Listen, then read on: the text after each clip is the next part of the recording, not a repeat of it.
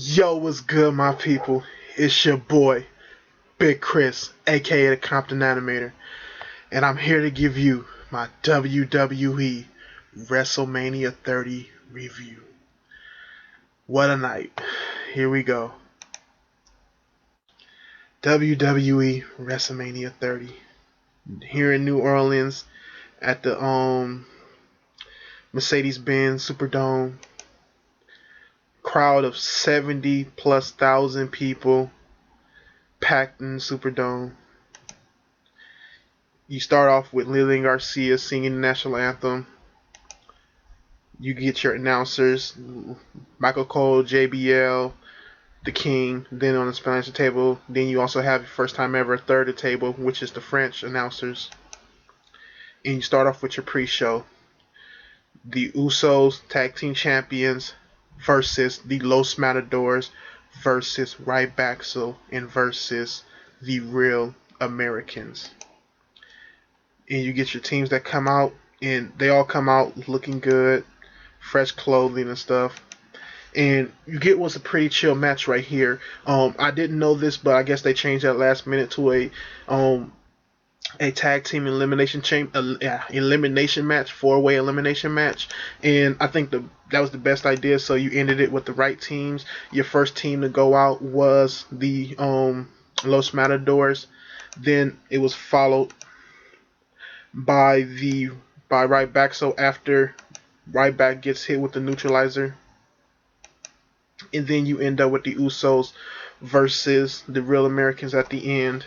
And what was a pretty chill match. They did their spots, they came in, did their thing and stuff. You had both the Usos with a nice style of dress on right now, and so was the Real Americans, looking very good here. And just came out and did the pretty best that they can do at WrestleMania 30. It wasn't a crazy good match, but I thought it was a pretty chill match, especially one to be on a pre-show and to do what it needed to do to set up the WrestleMania as far as a pre-show match. And you end up getting the real what was it, Cesaro, who ends up coming out and getting a double splash on him, and then you get the Usos who come out with the win at the end. And like I said, it was a pretty chill match. So after the match, you get Jack Swagger, who's still a little bit pissed off about the match, and is very pissed off because Cesaro tags him in without him really noticing. And Cesaro looks at him like, man, you wasn't doing nothing. You was on the ground and shit. And Zeb Coulter makes Swagger go in to shake his hand, but Swagger puts Cesaro inside of the ankle lock and then lets it go, tells him to shake hands. But while going to shake hands, Cesaro takes him and hits and puts him inside of the big swing, the Cesaro swing, and swings him around, and you get Cesaro fully breaking up with Swagger and ending the Real Americans right there. So I really like that, and you get your one breakup team out of the night, and you get them finally breaking up and fully going away from each other.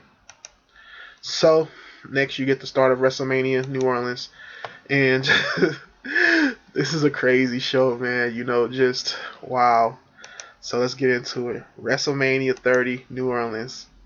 Yeah, just a little bit out of order. So there's your Cesaro swing. But you start off the show with Hulk Hogan coming down to the ring, and he basically comes down, talks his little jargon and stuff like that, hypes up the crowd. He's the host of WrestleMania, and he's doing, what he needed to do to get the crowd hyped up and stuff like that. And he kind of fucks up at one point and messes up the name of the Superdome and says another name, and the crowd kind of gets on him about that, and he starts talking about his matches and stuff like that and how big WrestleMania is to him and stuff. So then you get Stone Cold Steve Austin, who comes out and he basically gives Hulk Hogan a stare down, asks the crowd if he wants him to whoop Hulk Hogan's ass, and says the crowd says hell yeah, and they start playing around with each other. He even jokes about Hulk Hogan messing up the name too. And just shows off how much, tells him he got so much respect for Hogan and stuff like that. And, they just have a little moment in the ring, and then you get them hit the sound music, boom, The Rock comes out. And The Rock is looking a little bit leaner than he usually does, I was really liking it here because I was like, oh shit, The Rock, he looks more fit and not more fit. He always looked fit, but like it looks better on him, not having too many muscles there and stuff like that. And he still looks bulky as fuck, but especially his abdomen, it doesn't look crazy bulked out and stuff like that. It may be just be the shirt, but came in looking cool and stuff like that. He did his whole little thing, paid his respects to Hulk Hogan and stuff like that, paid his respects to Stone Cold, and said his little stuff, even joked with Hulk Hogan about what he said about the Superdome and stuff like that, and then started going into a big old promo about how there would be no Hulk Hogan, there would be no The Rock, and there would be none of the new guys if it wasn't for Hulk Hogan. There would be no Stone Cold if it wasn't for Hulk Hogan and stuff like that. And then he starts doing his little if you smell if Rock is cooking and stuff like that, and throws it to Austin. He does his little stick and give me the hell yeah stuff, then throws it to Hulk Hogan, and Hulk Hogan does his, and they just all three of them have a great moment in the ring and stuff like that. I gotta stop saying that. All of them have a great moment in the ring, and just a really nice way to start off the show, eat up a little bit of time, but start up the show and just get it kicking off with the old school guys coming in, three of the biggest guys in the company ever, and just coming in and putting out there and just going hardcore and just really doing it real nice here. So you get them, they have a brew. Well, it's more The Rock. So you get them, they get down, have a brew with each other, and they all do a little toast and stuff like that, and they leave the ring. So, first match of the night, Daniel Bryan versus Triple H.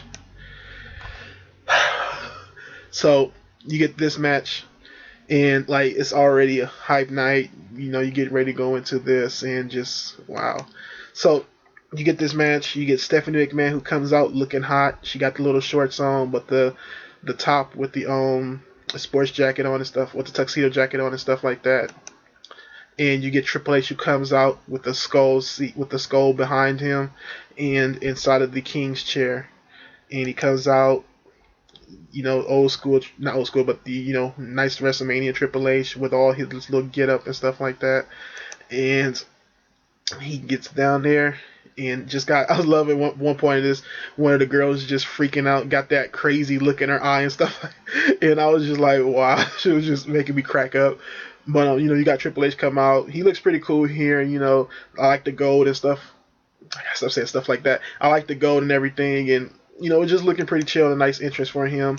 Gets in there. Then you get Daniel Bryan come out. And a regular entrance for him, I'm kind of wondering what they could have done, but it did fit his whole, kind of minimalistic kind of type of guy, vegan lifestyle. Not too big on everything, but, just a normal guy, and it fit him just with a normal entrance. So he comes out there, and he even got, like, just kind of a little bit different things. His trunks are a little different, and he got some, like, fur on his boots, kind of making him the everyday working man.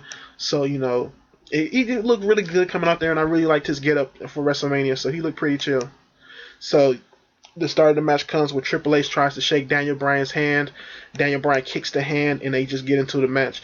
And this was a very good match here. Both of these guys really worked it. They told a great story in this match, and I love the way that both Daniel Bryan and Triple H were just going at each other.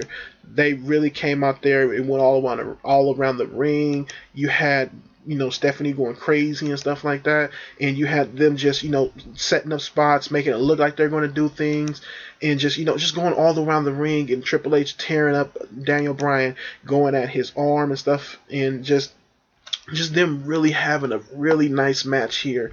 You get it coming down to where that Triple H is just kind of getting over a little bit. Daniel Bryan's coming back. Triple H was doing this all night, hitting the crossface onto Daniel Bryan all night, and was really just looking really good here against Daniel Bryan.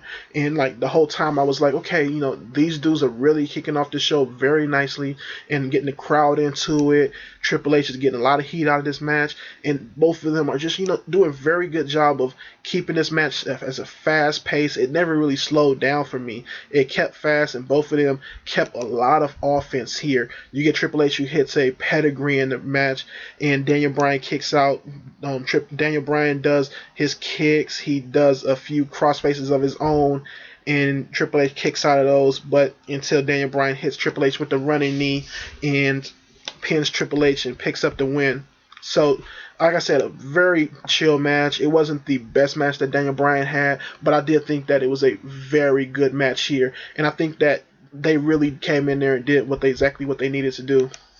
So after the match, you get Stephanie McMahon, who runs in the ring, slaps Daniel Bryan. Triple H hits him from behind. Then they hit his arm with a chair, and then you get the referees who try to get Daniel Bryan up the ring. So just a very good way of showing, okay, Triple H is still pissed about this, and he's going to fuck Daniel Bryan up and kind of lead into whether or not, is Daniel Bryan going to come back or not. Is this was enough for Triple H to get him out of there, even though Triple H couldn't beat him. So, I did like that a lot at the end, and it just added more to the whole story of, okay, is Daniel Bryan going to come back from this? And they even played it up a little bit more throughout the night with Daniel Bryan with the doctor trying to lift his arm up, and it was still hurting him and stuff like that. So, I really did like that at the end segment as well. And you get Triple H and Stephanie who walk off angry, but feeling that they got Daniel Bryan out of there. So your next match of the night is the Shield versus the Authority Outlaws and Authority Kane. I don't like people saying corporate because they're Authority. So you get the Outlaws who come out, they try to do their shtick, and Kane comes out with them, but the Shield basically break that up, and they come out there, Hounds of Justice with masks on, just looking fucking beasts, just like they gonna eat these motherfuckers up. The Shield wasn't playing no games tonight. They were serious, they were on a roll, and they were coming in to fuck somebody straight up, and that's exactly what they did. They came in there and they whooped the Authority members' ass here. They beat the shit out of the Outlaws. They really came in and just like, Outlaws, I don't think they got really that much offense here. The Shield was over them and just on them the whole entire match. Kane tries to go for a choke slam, doesn't get it off. The New Age Outlaws come out the ring. The Shield goes out and hits him with the outside dives, and Reigns hits the New Age Outlaws with the double spear, then picks him up for a double triple power bomb, and just destroys the whole entire. Oh, he also hits Kane with a spear as well, but he destroys the whole little group and stuff like that. And they really come out on top, get the pin, and come out as a great looking team after all, and just beast through the whole thing, and just wondering where in the hell they're going to go from here. It wasn't a great match, but they did look beast here, and it wasn't a match where, okay, we're going to come out and we're going to have a real match with these guys. No, it was that the Shield were pissed off. They were being fucked up throughout the whole, build up to WrestleMania, and these guys beat them down, and they were going to show them that no, these old motherfuckers isn't going to get over on us. We're going to come out there and we're going to put it to these motherfuckers. Was it a WrestleMania quality match? No. Wouldn't have been a okay match for a other type of pay-per-view? I think it would have been, just how they looked and just how the fans just cheered everybody, and just a few of the spots that they did.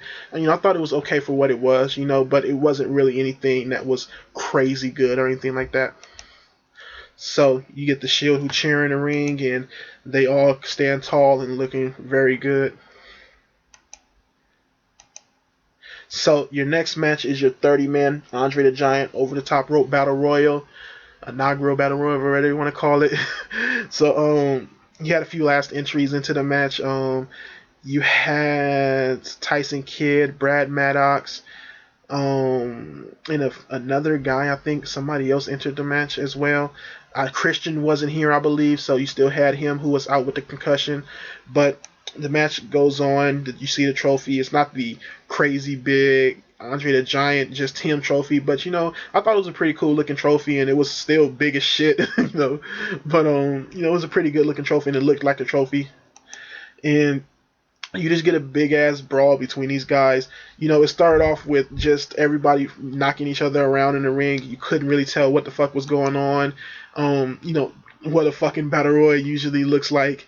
And guys started going out. You get the first guy that gets out, I believe, is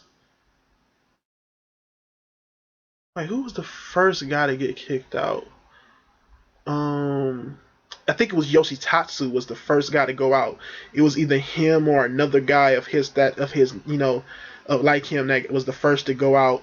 And Zack Ryder, several other guys went out too. I think Xavier Woods went out at this time. You get 3MB who goes out damn near all together through the hands of Mark Henry. And then after that, you get Big Show who puts Mark Henry out.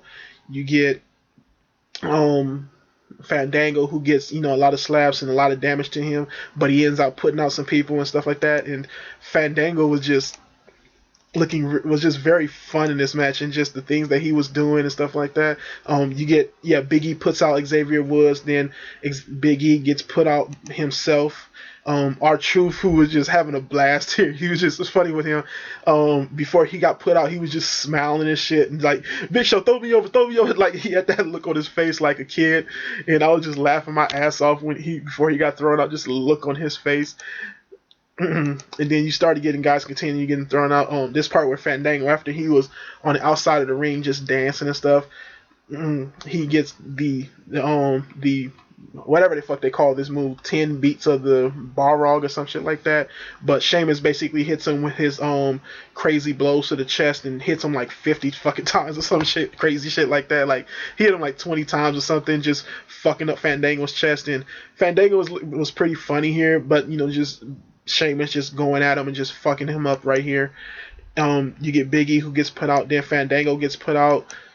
Goldust ends up getting put out by Rey Mysterio, by Alberto Del Rio. I'm trying to say that motherfucker's name. So towards the end, you get Ziggler and all those other guys get put out. Everybody gets damn near put out. You get towards the end, you get these two who start getting into it. You get Kofi Kingston who gets thrown up by Cesaro. Then Kofi Kingston basically saves himself by not touching the floor again. A very good look from him right here. He gets thrown up and just catches his feet on the bottom of the stairs. And dude, it was crazy. The athleticism of this dude is just fucking awesome. He catches his feet on the bottom stairs, doesn't get out, gets back in the ring, and both feet have to touch the ground. So he gets back in, he gets a Cesaro swing put on his ass, and finally gets put out. You get Sheamus who gets thrown out at one point, and Alberto Del Rio gets thrown out as well. So the last thing is you get Big Show and Cesaro. And I tell you the truth, I didn't even know Cesaro was going to be in this match, because I thought it was going to be him after him just being done after the tag team Fatal 4-Way match. So Cesaro ends up having a big brawl with Big Show. Big Show tries to get him out. He tries to get Big Show out. Finally, Cesaro ends up picking up Big Show, like the whole Andre the Giant ending with him, and throws him out of the ring, Andre the Giant, big Hulk Hogan style, and just wins the match. And it was just fucking awesome, phenomenal, and just looked crazy good. And all you IWC guys, this is your boy. And WWE gave him the big win here. So they're putting over Cesaro here, and seeing him, he tries to lift up the trophy, he does, and just a very good ending to a match, and just the way he just put over Big Show, and just a very good look, and one that you will remember. And I thought it was just fucking awesome right here. So, Big Show gave him his props at the end, and Big Show walks away, and Cesaro lifts up the trophy, and that's the way it ends. And I thought it was a very fun battle royal. You had a lot of good spots, and you had a great winner here. And it wasn't just, the Big Show, and it wasn't even the guys who were trying to be built up like Dolph Ziggler. As much as I would have loved to see Dolph Ziggler get a win here, as much as I would love to see Big E get a win here, Cesaro is another guy who's been working his ass off, who's been putting in, the hours, the days, and just, basically doing whatever the WWE told him to do, and trying to get over with whatever they gave him. And the Real Americans, finally, he got over on his own, and, putting himself out there and doing exactly what he needed to do to pick up something like this and actually get a win. So I just fucking love this right here, and seeing Cesaro get this win was just awesome. So your next match is John Cena versus Bray Wyatt. You get Bray Wyatt, who comes out to a badass just voodoo dancer, and the guys playing his music and stuff, and just fucking awesome right here. Just I was just sitting here, I wanted to hit the little lighter thing. Just it was just awesome music and stuff. He does the whole New Orleans we're here thing, and the jacket he's wearing and stuff. He just looks fly as hell too. You got Eric Rowan with a new jacket as well. I don't know what Eric Rowan, Luke Harper with a new jacket. I don't know what the fuck Eric Rowan was doing. I don't think he had anything on. Like, he was just still there, not really nothing. I guess he doesn't deserve anything because he hasn't been that great here. This year it's been basically Luke Harper and Bray Wyatt. Eric Rowan's been kind of an accessory to them guys.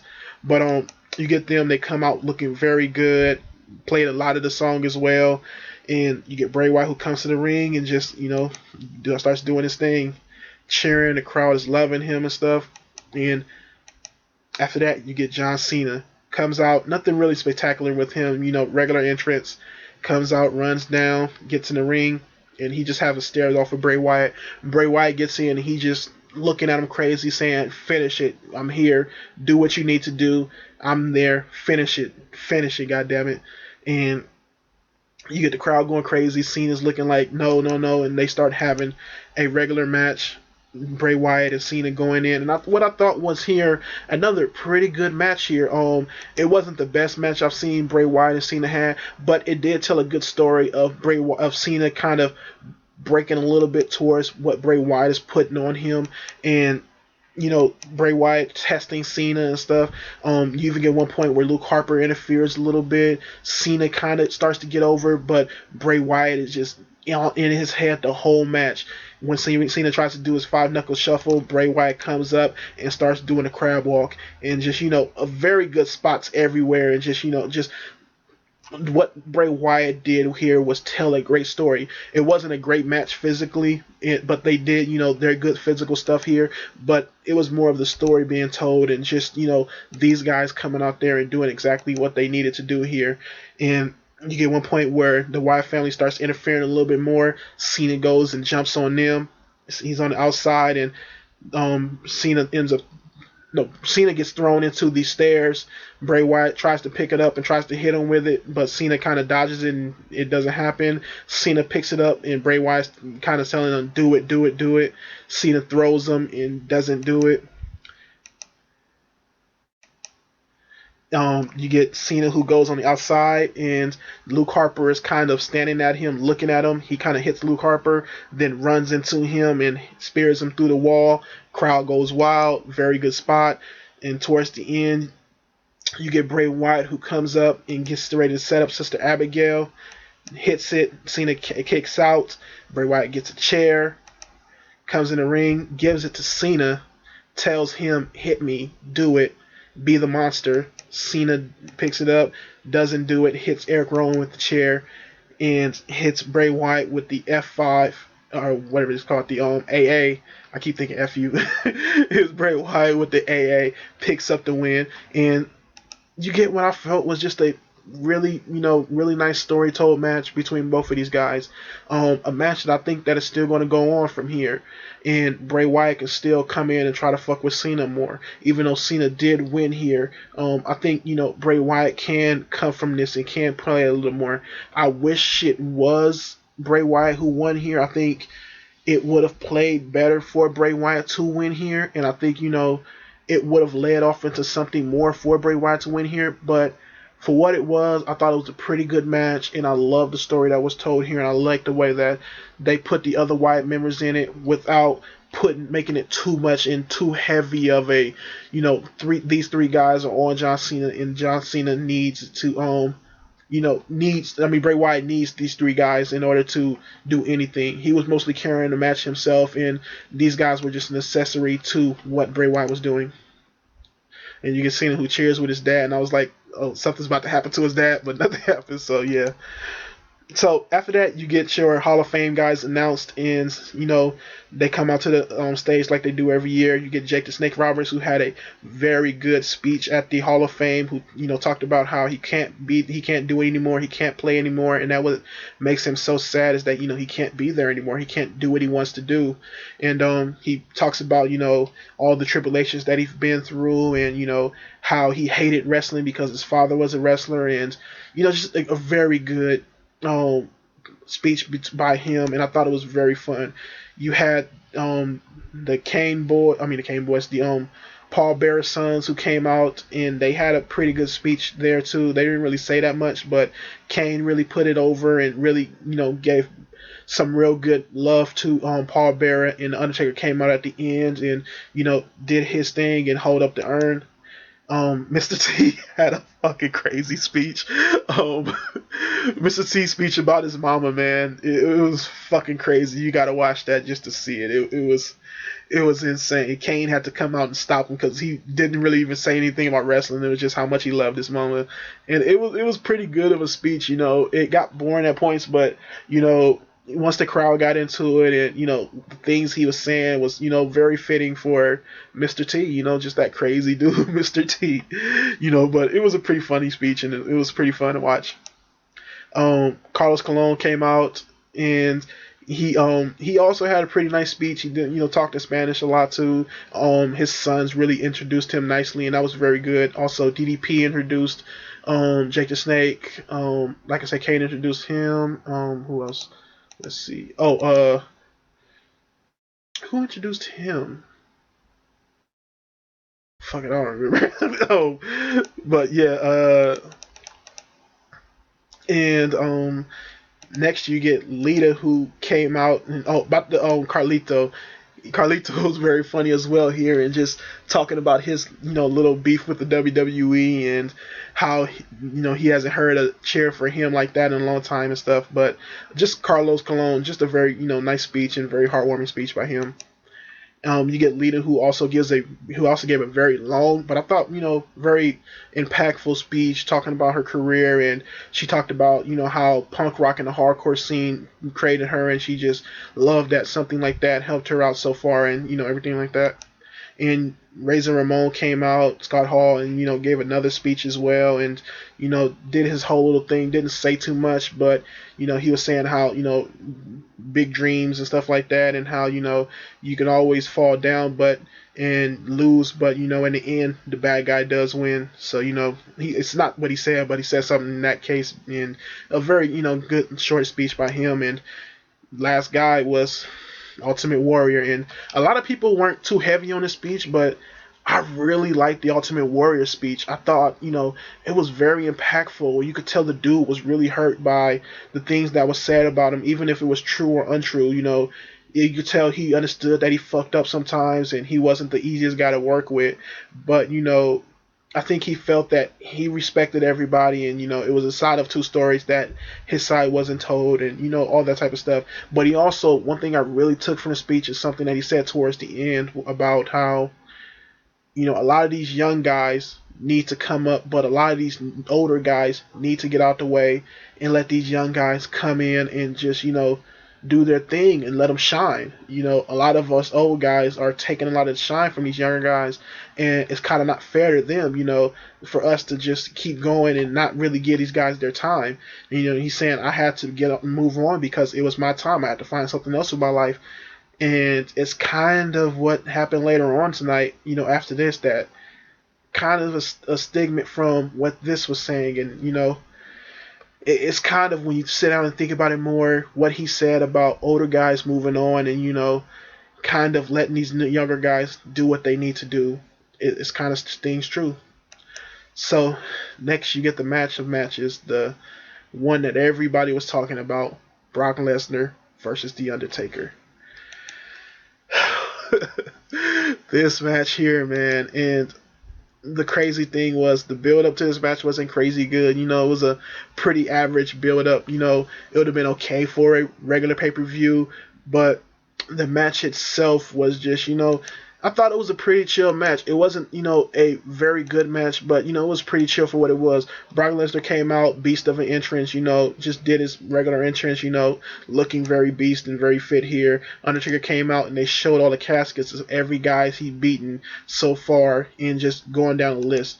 He comes out and lights Brock Lesnar's casket with flames and saying, "You're next," basically. And he comes out to the old school Undertaker look with the hat and the coat. And, just looked very nice coming out here. He still looked old as shit, but he looked very nice coming out here. And just, I felt that it was just I could tell something was off here, and he got in there and had his match with Brock Lesnar. And like I said, it wasn't a crazy good match. I thought it was a pretty chill match, a match that if it was a match on any other pay per view, it would have been okay. That was a pretty okay match for the Undertaker, and it didn't feel like um, a WrestleMania caliber match. But it also goes to show how much guys were holding up the Undertaker as far as him being in that old age. Because even my friend was saying, if you look at it, it's a lot of the same things, that are done with the Undertaker. He hits those moves, he looks, shattered and weakened and stuff, and he comes back, hits the Hellgate, hits the Tombstone and stuff. He takes the other guy's moves, and it's kind of a ongoing thing. And it really started going after he faced Shawn Michaels. You can tell that other guys was kind of carrying him a little bit, but he was still very much there. And with this one, it wasn't that Brock Lesnar couldn't carry him. It was just that Brock Lesnar's not that type of guy, and Brock Lesnar still needs somebody to face off of. And Undertaker was just not fully body into this match. I thought that he did some very good moves here. He did his moveset very not very nicely, but it was there, and he did what he needed to do. Came off, did leg drop, choke slam, did the snake eyes to the old school. He puts the Hellgate on Brock Lesnar a few times. Brock Lesnar pops out and slams him from. I'm not pops out, but lifts him up and slams him. Gets him Brock Lesnar in the Kimura lock. Brock Lesnar tries to take him up and get him onto the ropes. Undertaker beat him down while he's on the ropes, and Undertaker takes him off and hits him with the last ride. It kind of, wasn't a great last ride, and he had to pull on Brock Lesnar's trunks in order to really do it well, showing a little Lesnar ass crack here. And tries to go for a pin, doesn't happen. Gets ready to go for his finisher, doesn't get it up. Brock Lesnar puts him inside of the F5, pins him, 1, 2, 3, takes the win, beats the streak. Paul Heyman gets in there. Paul Heyman's shocked like shit. The crowd is shocked like shit. Everybody's going crazy. Brock Lesnar walks out. They finally hit his music once he starts getting up the stage. And just, dude, the moment, man. Yeah, I mean, you've all seen the pictures of the guy who's in the white shirt, the white Daniel Bryan shirt with the big crazy eyes, just like, like what the fuck just happened. The whole crowd was just, just fucking insane by this, and just like, oh my god, what the fuck just happened here? And the way I put it mentally is just that it probably was Undertaker's time. I'm crazy saddened that it happened. And also, the back in the in front of my mind is that, why is it Brock Lesnar that it had to happen with? Why couldn't it have been a guy that's not a part-timer? Why couldn't it have been a guy who's been there longer, who's not been there longer, but who's on the show right now and is an everyday guy? Why couldn't he put over a guy who's like Daniel Bryan, or not even Daniel Bryan, but somebody else? That's going through my mind. Why right now? Why this? And it brings me back to what Ultimate Warrior said. You gotta let these new guys shine. Undertaker's almost 50 or something like that. The dude is getting very old, and this match showed it. This match showed that, even you could tell he was trying to put off a lot of these moves, and it just wasn't there. Every time he ends one of these matches, he gets crazy injured. And, the question becomes, do you let Undertaker take this himself and just just continue the streak and just keep going? Can he keep his body up? Can he keep getting injured and keep coming back? Another question is, why not just let Undertaker continue the streak and let it be done with, and just say, he lives on, the streak lives on, and he's retiring. Why not just that? And end off on this match and say, I'm done.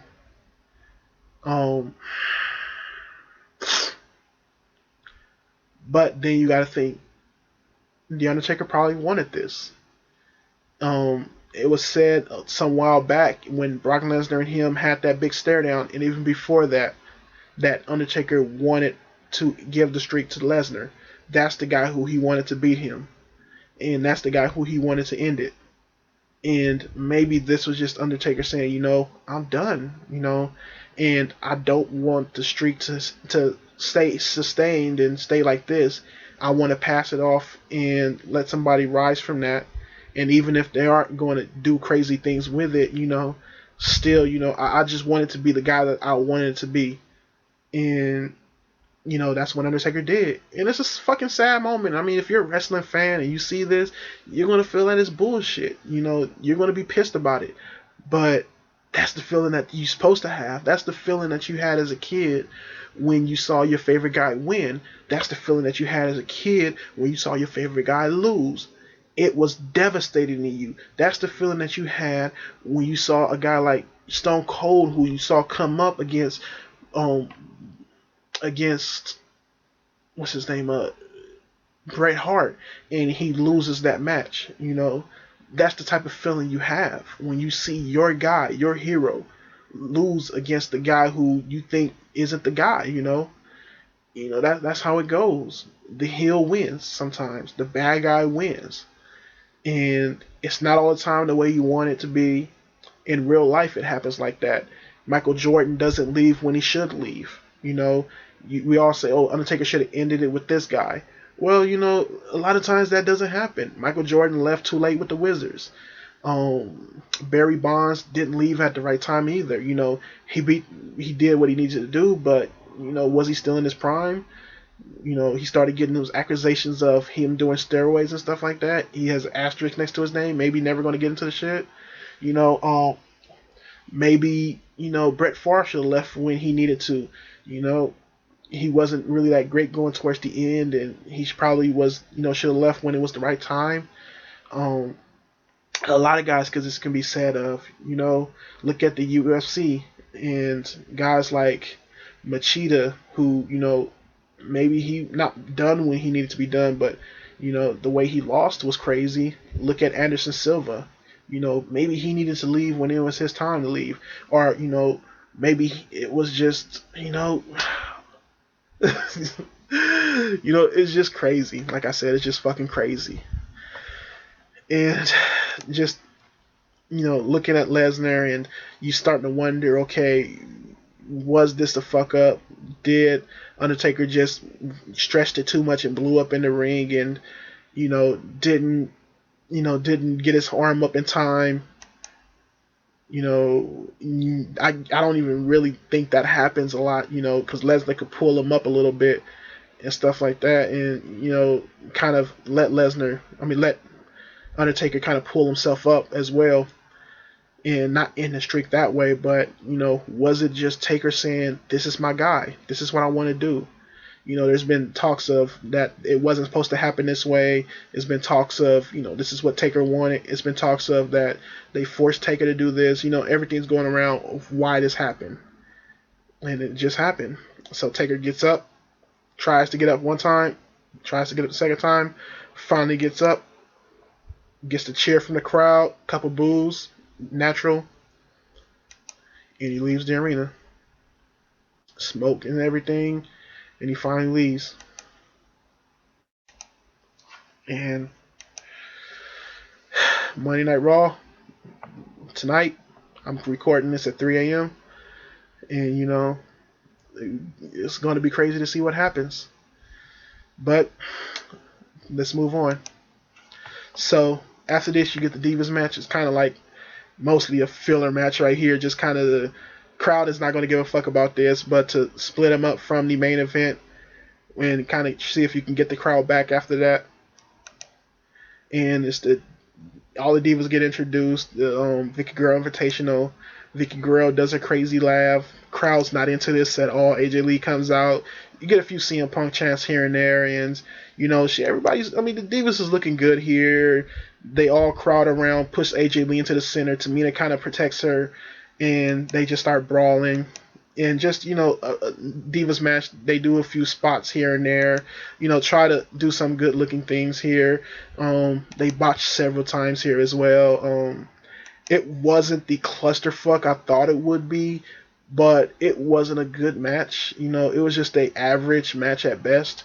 And they try to do the best they could. AJ Lee gets thrown out by fucking Eva Marie, and Natalia tries to go for a triple sharpshooter, I guess, and ends up getting that blocked. Brie Bella and Nikki Bella gets out. Tamina and AJ Lee does a dive onto the other girls, and they have some, like I said, they have some pretty chill spots here. They try to tell a little story with them two, and kind of them two battling each other for the title still, and you get Nikki who hits the whatever she calls that move on the on to Brie Bella, and Tamina gets in, and they start going at it a little bit more.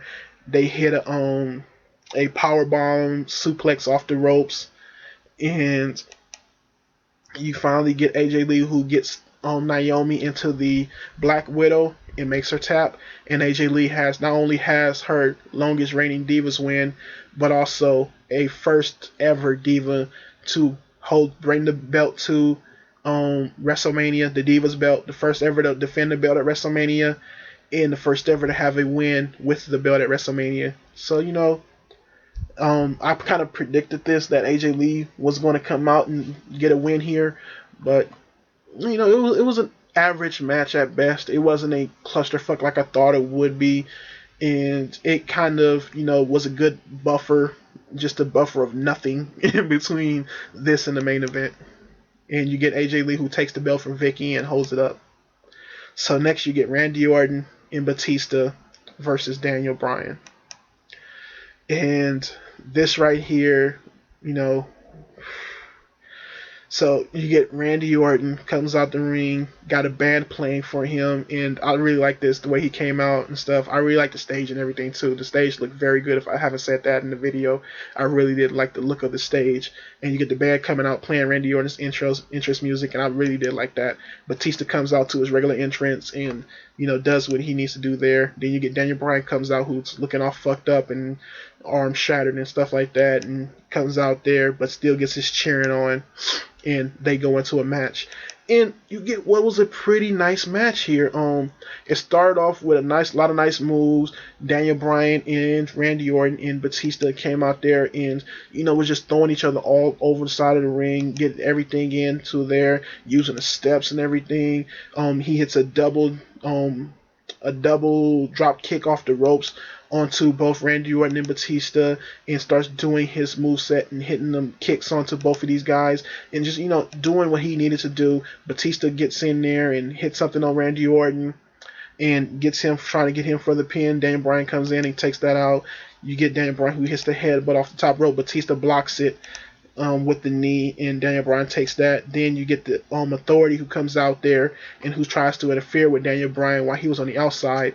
Daniel Bryan kind of shakes that off and then does a dive onto Triple H. The referee gets hit in the middle in the ring as well, and then you get Triple H, who brings out Armstrong. Armstrong comes out, tries to get the 1-2-3 on Daniel Bryan, and doesn't happen. Daniel Bryan throws him out of the ring and ends up hitting the dive onto both Triple H, him, and Stephanie. Stephanie falls down and was holding onto her ankle. Triple H gets up, gets pissed off, gets his sledgehammer, doesn't get it in. Daniel Bryan hits him with the sledgehammer, and then they leave. And then they just go to work, and you just start getting them going in, and the match had a very good progression, and everybody was hitting a lot of nice things. Batista and Randy Orton go to take all the monitors and stuff like that off of the tables, and setting up Daniel Bryan here for this move, which was, I think, the best move of the night, which was a Batista bomb into an RKO. And my God, dude, it looks so fucking sweet here. I mean, fuck, that was a good move, and the crowd popped off it. You got a holy shit chant from it, and to me, especially after what happened to The Undertaker, this match built it up and brought it back in, and you just thought, fuck, what are they gonna do after this? And the fucked up thing was that Randy Orton landed onto his back onto the monitor, and his back was bleeding and shit, and just Batista was just there looking at both of them like, this fucking carnage here. So he tries to go pick up Randy Orton, who looks more hurt than Daniel Bryan at this, and Randy Orton's a trooper, a fucking ace here, and just continues the match. Doesn't stop like a fucking Sin Cara did, and continues the match, fucked up back and all. Doesn't not looking very great in here, but it was selling the fucked upness even more. Daniel Bryan gets the stretcher and gets put out on the stretcher, and him and Batista start going at it. Randy Orton hits Batista with the outside DDT. And then Daniel Bryan is being taken out, but he stops them, gets off the stretcher, and starts going in. And him and Randy Orton and Batista keep going. Randy Orton hits the RKO, and Daniel Bryan hits with the Batista bomb, kicks out of that, and then you end with Daniel Bryan hitting the knee onto Randy Orton, then hitting something else onto Batista. I think either hits Batista or Randy Orton with the knee, and then throws Batista into the yes lock, and Batista taps out to Daniel Bryan's last yes lock, and you get Daniel Bryan, who wins the championships and stands tall as the WWE World Heavyweight Champion. And I just have to say this about this match. Because of what happened to The Undertaker, you had no expectation of what was going to happen. I was on fucking pins and needles this whole match. I was like, fuck, man, they can do that to The Undertaker. What the fuck can happen with Daniel Bryan? Maybe this is Daniel Bryan's going to lose here and stuff. And I was just like, fuck, man. I was just like, going crazy here, and I was in a party with everybody, and they were going crazy about this and stuff, and we were all just catching every pinfall, just looking at it like, oh shit, Daniel Bryan's gonna lose here, no, and he kicks out and stuff like that, and it just brought us back to being kids for a little bit, and just maybe that's the miracle of Undertaker losing, that you feel that anything can happen, and you just feel like, oh shit, our guy is not going to get the win here, and maybe it is Batista who's going to get the win, and it looked like it towards the end until Batista taps out, and you get Daniel Bryan who picks up his win, and he's just celebrating with the bells, confetti and everything, which I believe is his little cousin or nephew who comes out, and I think that's his sister who else comes out as well, and he's just standing there with the belts and chanting yes, and the 70,000 people are exploding with yes chants, and you still got some people there who still devastated by what happened, but a lot of them are just trying to live in the moment and live with the win of Daniel Bryan. And I just thought he just looked really good winning here, and he did exactly what he needed to do here, and they put out a really, really nice match here. And I thought that what happened there kind of quelled a little bit of what happened with The Undertaker, and built off of that and ended the show very nicely, and just did exactly what it needed to do. It's the longest review I think I've ever done. But as far as the whole show goes, I would rate it a B+. And here's why. I thought the pre-show match was pretty okay. But the first match with Daniel Bryan and Triple H was very good. I thought that was a very good match. A nice way to kick off the show. The Shield match was pretty chill. The Battle Royal was very good as well. And having Cesaro, a guy that nobody picked to win it and stand tall. All the IWC's guy was very good. Next, having the match with Cena and Wyatt was another pretty good match. Even though Wyatt didn't win, I really did still like that match. The Lesnar-Taker match I thought was pretty okay, but having Taker lose was a fucking shocker, and one that everybody will remember for the rest of their lives. The Divas match was pretty okay. What else happened tonight? Fuck. And finally ended it with the WWE World Heavyweight Champion match. Was a very good match, and just a crazy night. And I would give it a B+. I thought everything that needed to happen happened, and everything that was done very well. And I thought it was a really good show. The opener big with Triple H, not Triple H. The opener with I'm so shaken up right now. The opener with Hulk Hogan, Rock, and Stone Cold was another very good part.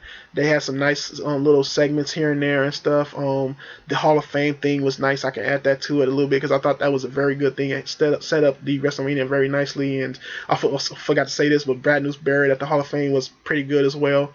But just everything about this card was very good, and I just really loved, you know, just everything about this WrestleMania. Not everything about this WrestleMania, but just it kind of brought me back. Brought me back into, whoa, anything could happen. And that kind of any given Sunday type thing. Anything could fucking happen. And things that I thought wasn't going to happen happened tonight, like a win from Cesaro, a loss from the Undertaker. Things that I really wanted to happen did happen, like a win with Daniel Bryan, and just a very good matches all around, and just a very good night. And like I said, I would give it a B or a B plus. The loss by Undertaker was shocking. Not a really great match, but it still told a really nice story and kind of let you see into something there.